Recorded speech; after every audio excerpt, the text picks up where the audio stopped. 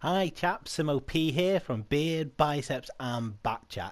Today I'm showing you a replay in my Tier 8 Pershing on Malinovka.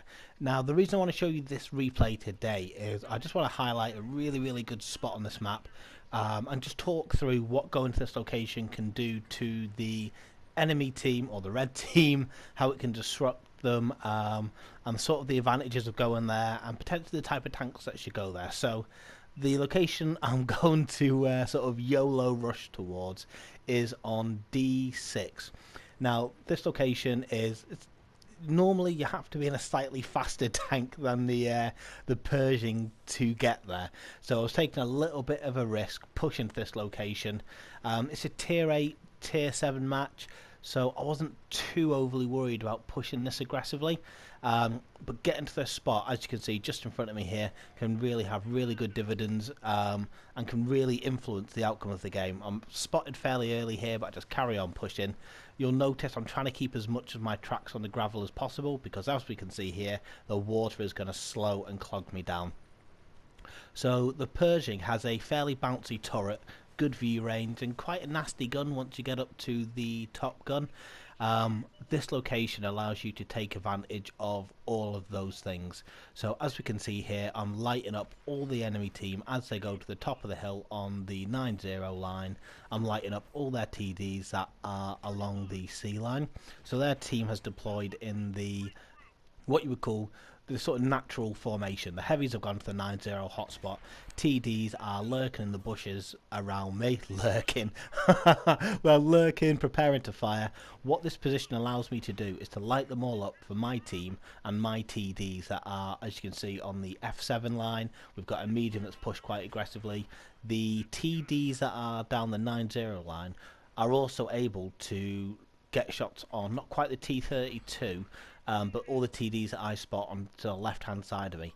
As you can see, already 2 minutes into the game, my spotting and my track damage is just going through the roof. Now I'm also able to get flanking shots onto the tanks as they go up to the 9-0 hotspot.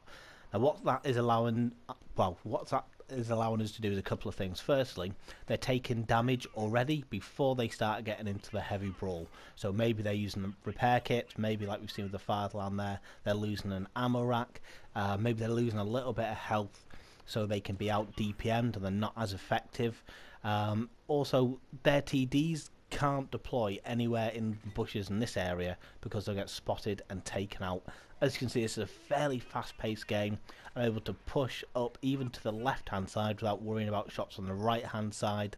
So this allows you to really control the battlefield.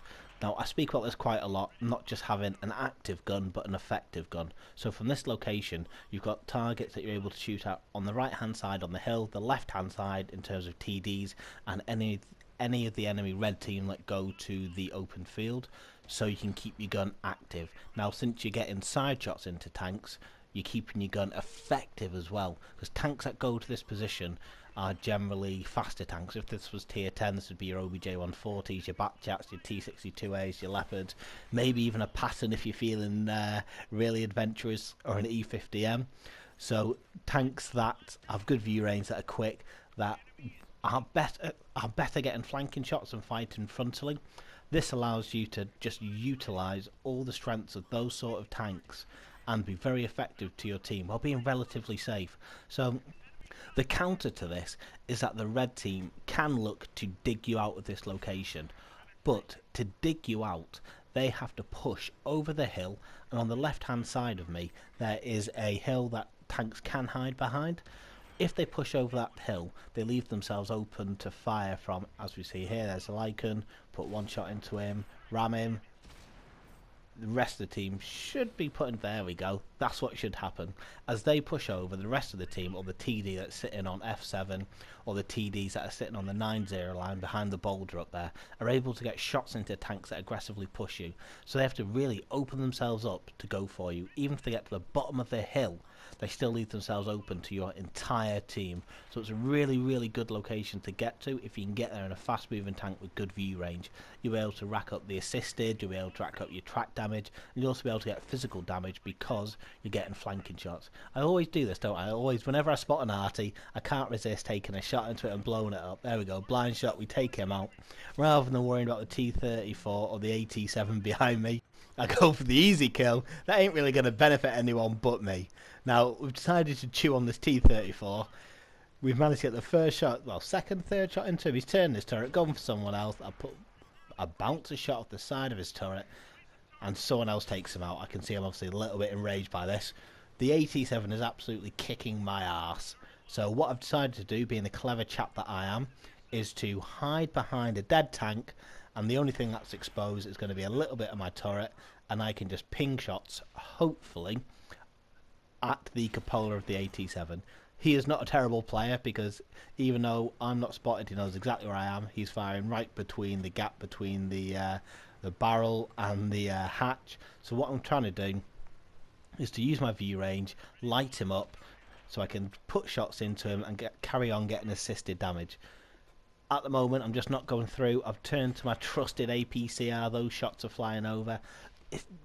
The accuracy of the Pershing, especially at 324 metres, is, it's not spectacular. So even that shot is quite lucky, getting a penetrating hit there. As you can see, we've done a crazy amount of penetrating hits for that battle. And again, that all comes down to that location. So we've walked away with 2,500 or 3,000 damage before the multiplier. Almost 4k damage, physical, 2,500 assisted. We've got the mastery, carried on up to our mark of excellence, and a really good game. I hope you're enjoying the content, guys. Please like and subscribe to the channel, and I'll catch you next time, chaps.